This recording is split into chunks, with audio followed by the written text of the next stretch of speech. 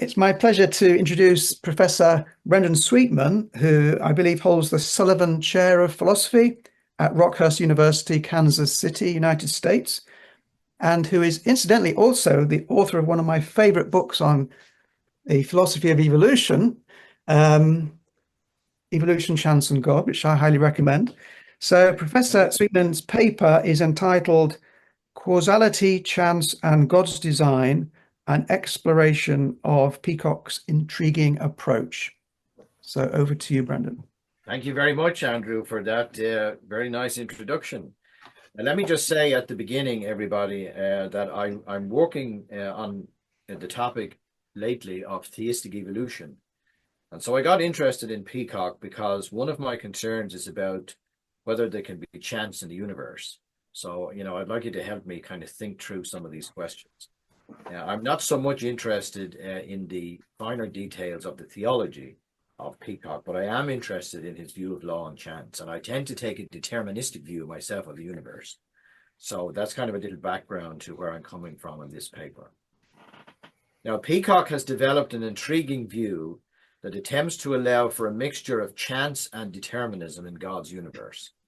Unlike scientists George Coyne, Kenneth Miller, and several of the theologians that belong to what is sometimes referred to as the Divine Action Project, excuse me, who seemingly hold the view that God does not know the final outcomes of his creation, does not know which species would emerge from the evolutionary process, Peacocke wishes to argue that although we can allow for an element of chance in the workings of the universe, God still intends and still controls the final outcomes, at least to a very significant extent. In short, he holds that it is logically possible that there could exist elements of chance in the universe, and yet that the final outcomes must, in some sense at least, occur. So he rejects the view that the universe is governed by chance to such an extent that God could not know any of the final outcomes. He also rejects the view that I favor, that the outcomes of up to the appearance at least of Homo sapiens, when free will enters the picture, are built into the universe by God and unfold in a deterministic way, according to the laws of science, and that there is no chance involved in the process. Peacocke's view is clearly influenced by modern science, at least to the extent that he wishes to acknowledge some role for chance and randomness, but not to the extent that there is so much randomness that there is no design involved in the universe, nor that God gives up control of the final outcomes.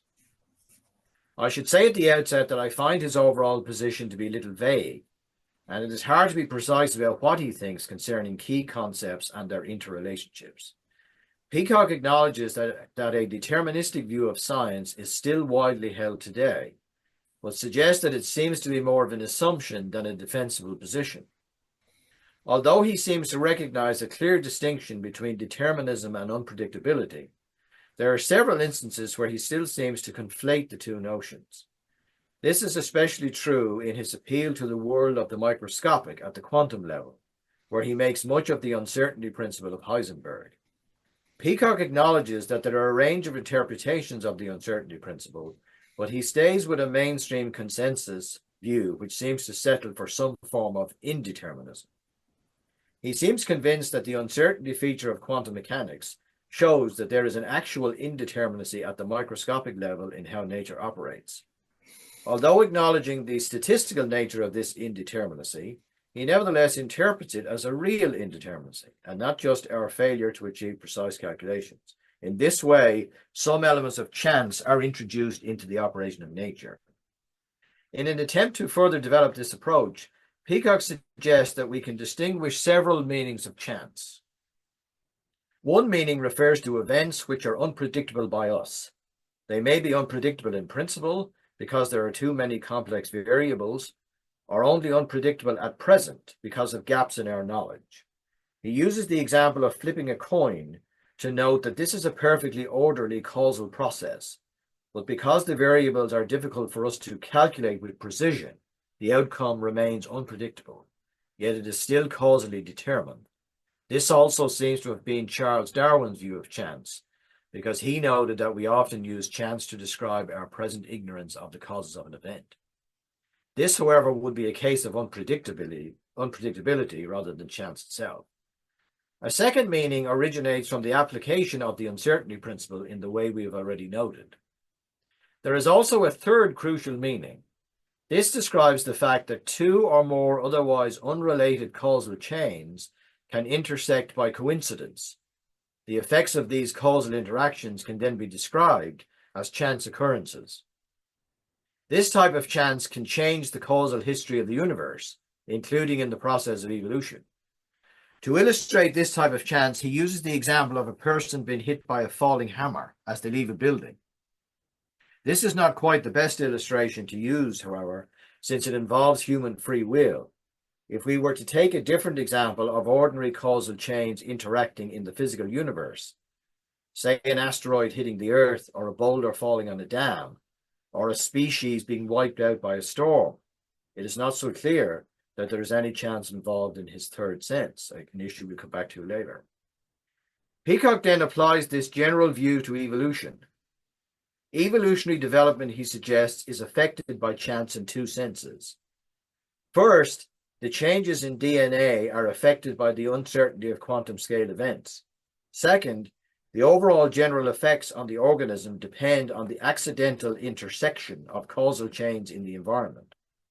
Because of these chance occurrences, we can say that the evolutionary process is random in the sense that it is not aimed at the well-being of the organism. So he is suggesting that there is a significant part of the process of evolution that is governed by chance. He notes also that evolutionary developments are unpredictable for this reason, even though he notes that there are still trends and certain generalizable features, that's a quote, that might in principle be predictable, or that at least are intelligible after the fact. Does this mean then that the outcomes of evolution are entirely governed by chance? Peacocke notes that these kinds of causal processes might seem like a confused jumble, governed by large elements of chance, a prospect that has led many to conclude that any species that emerges from the evolutionary process must do so by what Jacques Monod calls pure chance. Even though it might seem that the chance intersection of causal chains, along with the indeterminacy that affects DNA changes and other causal factors at work in evolution, must mean that whatever comes out of the process could not therefore be planned or designed or intended in any way, Peacocke resists this conclusion, a conclusion quite a number of theologians now seem to embrace, however reluctantly. He suggests that, quote, what we call chance, whether at the micro or the macro level, operates within a law-like framework which constrains and delimits the possible outcomes, end of quote, and adds, quote again, if all were governed by rigid law, a repetitive and uncreative order would prevail. If chance alone ruled, no forms, patterns, or organizations would persist long enough for them to have any real identity or real existence, unquote. The interplay of law and chance is creative, he argues. Many effects emerge from within systems. These systems consist of their own structures, their environments and ingredients, the laws, all interacting with each other to produce effects. And given the system, there is a range of possibilities that can come about in creation. This range is limited, according to Peacocke, citing the work of several other theorists who have written on this issue, including J. Maynard Smith and Karl Popper. Even though there is an element of chance involved, and we can't predict the outcomes of any system with complete accuracy, it is still the case that, because the system constrains what can emerge, the system can be said to have a goal, as it were. This is why we can broadly predict which effects might emerge from a system, even if we cannot predict the actual outcomes in terms of specifics. So even though there is chance involved, there are also system and law constraints. So what we have is a combination of chance and law, and so the outcome is still directed by God. Peacocke holds that God writes potentialities into the universe from the beginning, and then a combination of law and chance seems to bring some of them about. God does not intend the actual ones that come about, it seems, but he does intend something like them. For example, he might not have intended our specific form of intelligent life to arise, but he did intend some form of intelligent life to arise.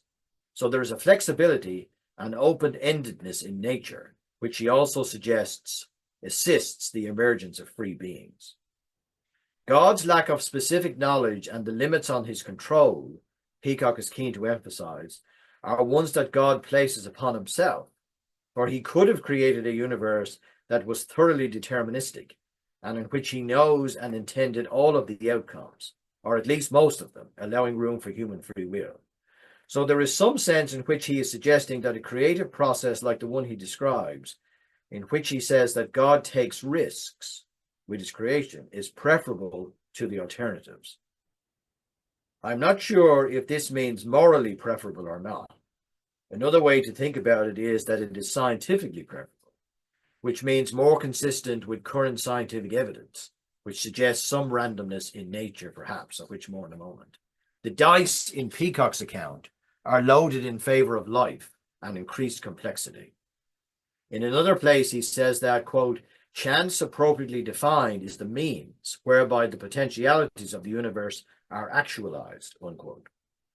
This general view, he believes, enriches our understanding of divine creation and suggests that it is better than other more deterministic and more providential views. His overall position has been described as a version of panentheism, the view that the world is regarded as being in some sense within God, but the being of God is regarded as not exhausted by or subsumed within the world, as Russell and others have noted. This general view, he believes, enables him to argue that God as immanent power can affect the outcomes in the world without any kind of direct intervention, external direct intervention, from outside, as it were, being required. Now, my main interest in Peacocke's very novel approach is not with his panentheistic view overall, or with his reinterpretation of traditional theology, but with his views on chance and determinism, and whether his vision of divine action is a plausible one, from a scientific and a philosophical, including a logical, point of view. We might consider several interesting questions. One, whether it is logically possible for God to create this kind of universe, one containing a mixture of law and chance. Two, the strength of Peacocke's overall philosophical, theological, and scientific arguments. Three, whether it is possible for God to still know the final outcomes in this type of universe. And four, even if it is logically possible for God to create a universe that allows for chance occurrences, is it believable that God would set the universe up this way? Let us consider the first question as to whether it is logically possible for God to create a universe with a mixture of law and chance. One might think that God could do this given the assumption of omnipotence, and as Peacocke suggests, he would be only freely placing limits on himself concerning what he could know about the future. But as St. Thomas Aquinas noted, there are some things that even an omnipotent God cannot do. In this category, he included the logically impossible. For example, God cannot create a square circle or erase the past, and so forth. So perhaps this is one of those things. It seems that God might be able to set up a universe in which he did not know the future, assuming that his omniscience does extend to knowledge of the future, especially when we factor human free will into the situation. But that's a separate topic, which I won't get into here. But could God set up a universe where he does not know the future because he has designed the universe so that it operates with a mixture of law and chance? And we might also add where teleology, purposeful goals, is still retained. This is quite a difficult decision to make a judgment about. We might compare it with the notion of random systems, such as in slot machines or random computer programs, random number generators, and so forth. None of these are truly random, however. These systems are just unpredictable, since there is a causal path in principle for every result that emerges. No action in the causal pathway that leads to an effect could have been otherwise than it in fact was. The symbols the slot machine stops at are fully determined by its internal mechanics and software, though unpredictable to us. Could God make a system similar to this, but that was truly random, and not just one that was unpredictable? One in which there are some events that do not obey the usual scientific laws, at least some of the time, so that occasionally, even in causal chains, the outcome is truly a matter of chance and might not have occurred. That is, some other outcome could have occurred. Although I find this very counterintuitive, it is hard to rule it out and cannot say if it is logically impossible or not in St. Thomas's sense. It is also difficult to know whether we can describe this way of designing the universe as a type of creativity or as instigating a creative process. Perhaps we could describe it this way if we allow that intelligent, sophisticated beings like us will definitely emerge, even though God does not know specifically what kind of beings, leaving the final outcomes, it seems, to the serendipity of the universe. Yet, it seems that God's action could only be described as creative if he knew the outcomes that were coming. If they occur by chance, it might be difficult to describe them as intended or as creative unless we stretch the concept beyond its usual meaning. Another overall problem I see with Peacocke's view is that it is not clear that if God has preordained the general outcome, that he would not then also have to logically preordain the steps to bring this outcome about, and so no chance could be involved in the process. It is a hard call as to whether or not the mixture of chance and law is logically possible. Well, Peacocke has raised a fascinating question. It seems that we can have either chance or purpose, but not both, though it is hard to say when we are thinking about the extent of God's power. However, assuming for the sake of argument that it is logically possible, is this the manner in which God is likely to have done it? How can we judge? What is the scientific and philosophical case for this view? One obvious way is to be guided by what we can learn from our study of the universe. Here, Peacocke is clear that he is trying to develop a theology for a scientific age, as we noted earlier, and that's the title of his book. The question is, does science show us that we must allow room for some element of chance, even if we deny that this automatically rules out any kind of design? Monad is quite dogmatic that the operation of chance in nature makes any affirmation of design unreasonable. But Peacocke, though accepting the claim that chance exists in the universe, is critical of Monad and believes that there must be a large amount of design.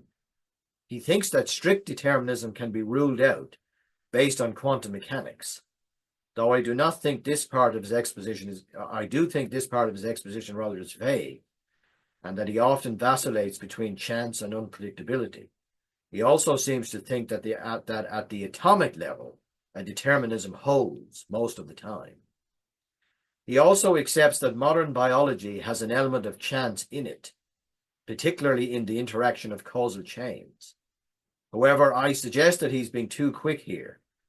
That it's more likely that science and philosophy show us that the universe is in fact deterministic and contains no elements of chance. Now, Ignacio kind of discussed that view this morning, so I'll just kind of go over this pretty fast, but I hold to a deterministic view of the universe. I will just sketch it out here. We can state the question more precisely. Is there anything that happens in nature, or indeed in the physical universe as a whole, that is not governed by the laws of science? The answer to this question in modern physics, at the practical level of doing science, is generally no, especially at the atomic level. What this means is that whenever anything happens in the universe, there is a cause for it, and the cause operates according to, or obeys, or can be explained in terms of the laws of science. It would be difficult to do science if we believed that events did not obey physical laws. But this seems to suggest that there is an underlying determinism in how nature behaves. Determinism, now understood, is the view that every present state of the universe is caused directly or is completely determined by prior states, together with the laws of physics. And I'm not advocating complete determinism in that sense, because I do exclude from that free human actions and any direct intervention by God in creation should it occur. To say that the universe is governed by determinism is to say that the formation of the Grand Canyon, to take an example, is completely brought about by its chain of prior causes. And so given these causes, it must occur. Moreover, if we take any of the individual prior causes and chains of causes that led up to the Grand Canyon, those causes must also occur given their prior causes, right back to the beginning of time. Now, that, of course, suggests that enormously significant question about how did the initial ingredients of the universe come about along with scientific law? This deterministic view would mean that there are no chance events in the universe because the causes that bring about events could not have been otherwise, and so the events had to happen. One might think that whatever about physics and chemistry, that biology, and especially evolution, is evidence against a deterministic view. And as we have seen, Peacocke is much influenced by this type of argument, and it was also the basis for Monad's notions about chance. However, the role for chance and randomness in evolution and in science and in the natural world more generally is very complicated, I think, and the issue is far from settled. So while it is true that the theory of evolution, as it is currently explained and taught, is presented as if the process contains a large element of chance, it is far from clear that events and happenings in the universe are the result of chance. The theory of evolution takes what I regard as an unjustified position, asserts what really amounts to an assumption on a complicated matter with regard to the universe that is still, in fact, a very much an open question. Another way to put this point is that the theory takes a controversial position on the topic of teleology, the view that there is purpose in nature and in the universe. It seems that scientific practice is on the side of determinism and against chance, whatever about the theory. Peacocke seems to argue with me, Peacocke seems to agree with me to some extent, because this is why he thinks that the evolutionary process still shows some evidence of design. This seems to be why he says that there are intended outcomes that could not come about by pure chance. It is an interesting question, I think, in his work as to why he thinks there is some design in the universe to begin with. And I think he does seem to get it from a study of nature. So let us push this discussion a bit further. Is it possible that we might live in a deterministic system, the behavior of which is not fully predictable by us? The answer seems to be yes. Is our system likely to be like that? I believe that it is, at least up until the appearance of human beings, and also taking into account any intervention by God. We can ask this question in science and in philosophy. In science, the answer is yes, especially in everyday scientific practice. In philosophy, the question remains open, since there are several interpretations of quantum mechanics and the uncertainty principle, many disputes about, the objectivity of the laws of science, and even queries about whether the standard reading of uncertainty principle is even intelligible, whether, there could be such a thing as an indeterminate universe presented to the human mind. Which view do scientists hold and work with? On the philosophical question, they are all over the spectrum, I believe. But in terms of which view they work with in everyday science, they are determinists, which Peacocke often acknowledges. From the point of view of science, the claim that chance and randomness are operating in the universe is controversial. It seems especially controversial in physics and chemistry, which would not be able to operate without an assumption of determinism. That's the point, Paul, that you were mentioning earlier. The assumption of determinism makes causal explanations possible. It also makes possible reconstructions of the past, as in what happened at the beginning of the universe based on what we can now observe in deep space, and what we think is going to happen in the future based on scientific analysis of present causal conditions, such as with regard to global warming. In all of that work, we allow no room for chance. Otherwise, our predictions wouldn't make any sense. We always assume determinism when we reason backwards and forwards to prior and scientific causes. In short, we allow no place for chance in the causal process. Otherwise, could we do science in the way that we currently do it? So I think the philosophical and scientific case that he presents is far from settled. Peacocke thinks that if we adopt a deterministic view like the one I have just sketched, then we can only think of any further action by God in the world as an intervention in creation. He does not like this idea, but some of his reasons are vague. Why could we not suggest that God sets it all up in a general deterministic sense, and that he can, if he wishes, occasionally develop it to further his design plan? Perhaps we shouldn't use words like intervene, meddle, tinker, or phrases like finish it off, because they seem to be based on an unearned prejudice towards this type of interaction. We could just as easily look upon a deterministic interventionist way of acting in a positive light. I don't see that it would diminish God or is not in line with other theological understanding. Many religious believers hold that God regularly intervenes in nature as a response to prayer, and occasionally also by means of miracles. The deterministic view would allow for this, for intervention, at least in principle. It is hard to get around the prayer argument, and any other direct intervention by God, should it occur, would not be a form of chance, but simply a different causal chain than the usual one, say if God brought about a miracle. Peacocke has several reasons for rejecting the deterministic view. He suggests that if God preordains from the beginning what must emerge from the causal processes in the universe, that this would not be as creative as including some genuinely random role in the process itself that contributes to general but not specific outcomes. 3 more minutes, Brendan. Sorry? 3 more minutes. Okay. He thinks this approach is more creative than God setting up a deterministically governed process at the beginning that eventually arrives at a predetermined outcomes. It is an interesting point, but I'm not sure there's much of a difference in creativity. He also offers us some more concrete reasons. Now, I'll just summarize since I have a little left. One is that it would leave us with the problem of evil, which is a moral objection. And then the second one is that there isn't enough evidence to show divine intervention. Now, on the problem of evil point, I'm not convinced by that, because even if you allow for chance, I think you still have to say that in some sense God is responsible for the outcomes, because he has set the process up with law and chance in it. And so I don't think that saying that we put chance in the universe, it absolves God from the problem of evil, which is what also Francisco Ayala says in his book, Darwin's Gift. That's his view there too. I'm not convinced by that view. Now, even if it is logically possible for God to create a universe that allows for chance occurrences, is it believable that he would do it this way? Is it a reasonable position to hold? Well, I'm not convinced by it, because it seems to me that he would lose complete control over the final outcomes, and that seems to be hard to accept from the point of view of common sense. But it would also seem to make God more responsible for evil in the world. Now, Peacocke might respond to this by saying that if you allow a random element into the universe and you say that God restricts his knowledge of the future, he might not be quite as responsible for the evil that occurs.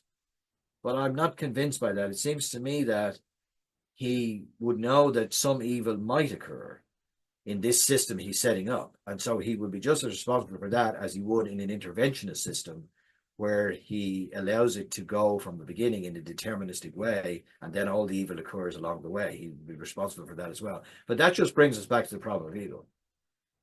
Now, Peacocke may suggest finally in conclusion that no matter which view one defends, the problem of evil is a serious problem, and that introducing the notion of randomness, along with the idea that God does not know the future with precision, introduces less mystery into the solution to these difficulties than traditional accounts do. Thank you.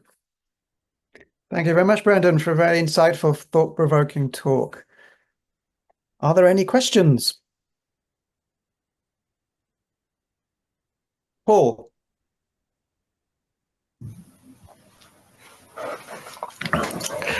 Is there an assumption, well, there is an assumption that God is subject to time?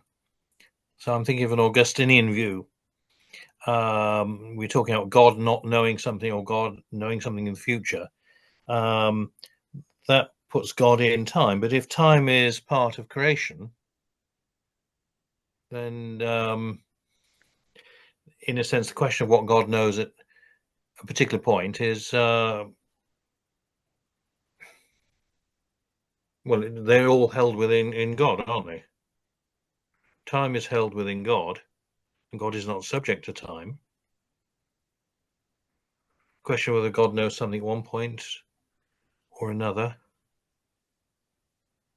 Yes, well, I think, Paul, sometimes that's put forward as a solution to the problem of evil, or to some of these issues with regard to God's future knowledge. But on my view now, where I'm saying there's no chance, I'm not committed to either view. I tend to accept the view that time does come into existence at creation. But I'm not necessarily committed to either view. But I acknowledge that point that some people do offer that as a solution to the problem of evil. But what I'm saying is sometimes people argue that evolution makes the problem of evil worse. And the reason is because it shows a lot more hardship and cruelty and, parasitical and predatory battles, etc., in nature. And therefore, in order to solve that, you kind of have to say that God is not really involved in evolution, that it operates randomly. So that's kind of where the issue comes in there. So I'm simply suggesting that if we deny randomness, I would say two things to that. One is that doesn't really solve the problem of evil if you put randomness in evolution.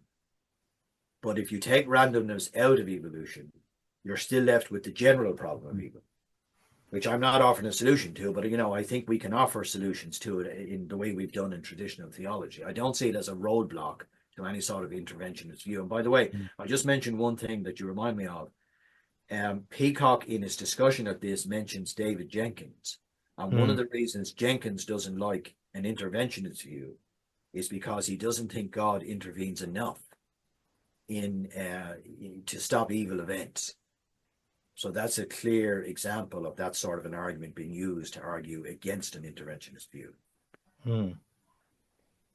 Luca. Yes, thank you. Thank you for the presentation. If I understood you correctly, you essentially endorse a quite deterministic view of the natural world. Is that right? Yeah. Yes. So, the first objection, I don't know if I'm defending here Peacocke, but a first objection is that there are many, for example, differential equation which describe chaotic phenomenon, whose solution can only be derived not perfectly, but essentially you can spend all your life writing, say, the pi number, 3.14, and you haven't still finished to end that. So there are no precise solution.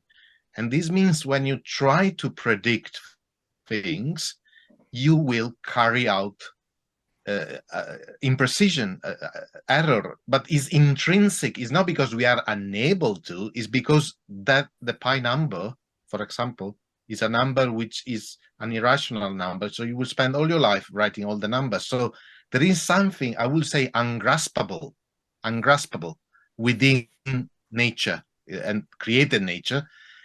And I think Peacocke was trying to say that it's through this indeterminacy that there is the surprising which emerge in creation. And it gives much more possibility for creation in terms of exploring different possibility. And the second issue is that you risk to have a big divide between what is human nature and non-human nature, because the human nature is the one that have freedom. You only hinted at in your presentation, whereas non-human nature, there is no freedom. It's all kind of Laplacian, mechanicistic. So how do you answer to? I don't want to take the floor, but I have things in my head I'm thinking. But how do you address those type of issues? Yeah, Luca, I'm not sure I can understand the second one. Maybe you could say a bit more about that, but let me just comment on the first one. I was taking the view, yes, of determinism, and there was an open question as to whether our failures of precision were, based on our inadequate calculations or whether they were in reality, of course. But the notion of creation as exploration, I was trying to tease out whether that is logically possible or not, in the sense, from God's point of view. That is, can God create some sort of indeterminacy that leads to, as you use the word, surprising results, even to him?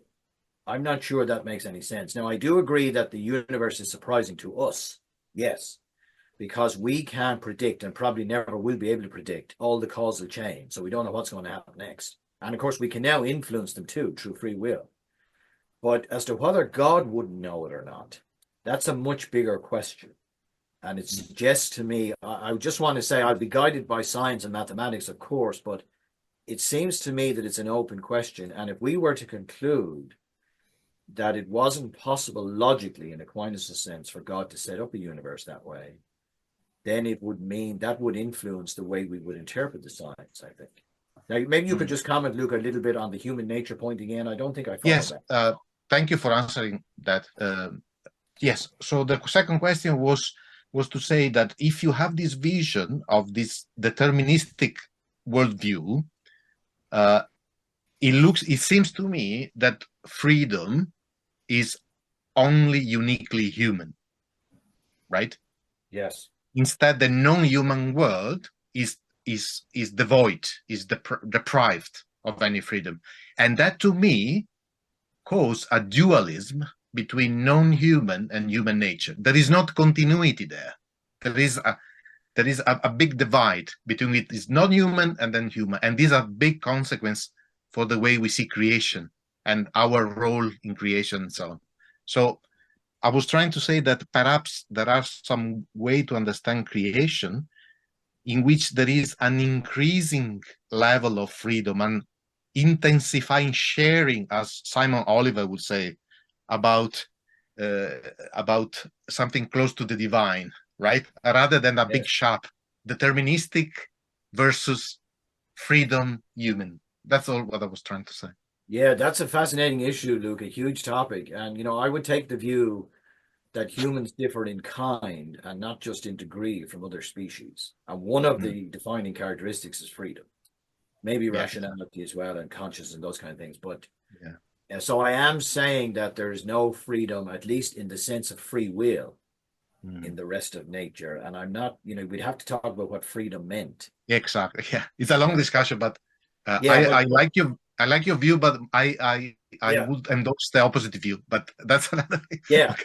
And I was just going to add there that I'm not sure freedom can work if you introduce it as an indeterminacy, or even or another possibility might be you might say that there's some kind of organic structure to non-human organisms, and maybe freedom emerges from that. Those views don't convince me, but I understand and I'm open to discussion. Any other questions? I'm struggling to find a question. I'm normally bristling with questions, but the reason I can't is because I agree with Brendan's position so much. That's great. One thing that does strike me, though, is perhaps you could comment on the importance of distinguishing between freedom and agency. So my view is that not everything that is free, i.e. contra-causal, having no previous cause, is also an agent. So humans, we have autonomy as an agent, and that gives us not just a kind of random non-causal freedom, but a freedom, a causality that originates in us somehow through our souls or whatever. Whereas the freedom that we think of in an inanimate universe where rocks are colliding and DNA is mutating, if that were really free, which I don't believe it is, just like you, that wouldn't be agential freedom. And therefore, it seems to me it's not a kind of freedom worthy of trying to retain or argue for, because it's not like these are little beings that we're trying to argue for their rights as individuals to have freedom. They're just things. And what do you think of that? Yeah, I think that's excellent, Andrew. You're putting much better what I was trying to say earlier there to Luca. I agree in the sense of agency, and we have rational deliberation, and there's causation to some degree, but it's not, deterministic causation. We might put it that way. I'm willing to speak of causes in human behavior because we have reasons. But, I take it, now I'm not well up on the literature on freedom in nature, but I take it that it's suggesting that it's something to do with evolution. The species are evolving, and they're getting to such a level of complexity that they could have an independence in the sense that they could make free decisions. Now, that freedom, yes, but it seems to me that any freedom you would be looking at in nature wouldn't be of that kind. And so I agree that, you can't really talk of it having any effect. It still would. In other words, to put it back to your point, Luca, it's the reason human freedom is so significant is because we can come into the universe and we can alter the causal chains that were operating up until the emergence of us. Right? That's a fascinating thing. And then there's also the question about whether a species could evolve in the future that has the same sort of freedom. We leave that for another time. But if you're suggesting that there's freedom that can affect the universe in that sense outside of human beings, in that agency sense, I don't see that. And if it's some other type of causal action, it seems to me that it would fall under determinism. So that's where I see, a difficulty with talking about freedom. It seems like it is a bit of a vague notion. Yeah. I mean, I didn't invent that. I read it in some scholar like Ilya Prigogine. Have you read the work of Ilya Prigogine? Essentially, so he's saying that systems that are far from equilibrium, they meet bifurcation point, and this comes from Maxwell also, and they have very tiny solution. You can go that way or that way, and the system almost chooses but which path to take. And to me, I see this as an example of teleological behavior. What drive, I'm a bit Lamarckian, I admit that, but what drive the precursor of the giraffe to reach up the trees is a desire to reach up that trees, so that leaves on the trees. It's an intrinsic desire that moves that. And in that way, I see freedom is much less specialized than human being. I agree, but yet is a desire to reach an end. And Aquinas will say that a stone fall down on the tree because his desire. He will use another language, but similar. But he will say it's a desire. So that's how I see freedom, and that's why I like a continuity between human and no human. But at the same time, I admit that human freedom is unique. We have moral animal because we have rationality, I agree. But if you break this human, no human, in my opinion, you make a lot of problems. You create a lot of problems. We've got just 2 more minutes. Is anybody else got a final very quick question before we get sent back to the main room? Paul, yeah. I just think I'm just following that argument. We're so close to biologically to bonobos, or the cerebellum is the difference. But at what point in human evolution would that freedom have appeared? Is it a sudden event or a gradual event? If we have a continuum of hominids, at what point do we have that free will? Is there a point when we don't have it, then we have it? Yeah, I don't think we know the answer to that, Paul. But one thing I would say is there will be no complete scientific answer to it from my point of view. And the reason for that is because the freedom part of it is outside of science. That's the difficulty. So I think that we could maybe in theory, you could study brain complexity and you could correlate it with the ability to make free decisions. But the free decisions part, that's the part that you wouldn't be able to give a scientific explanation of, in my view. So I think it would be very difficult to. But just to look at it from the other side, it's not an intractable problem in my view, unless you can give me a scientific account, if you will, and show either that it emerged in a materialistic sense or that it doesn't exist, which is the other view. Yeah, that we're just a mechanism in the universe like everything else. So. Great. Let's thank Brendan for a fantastic presentation. Thank you for all your questions too. Thank you, everybody. That was very, very helpful.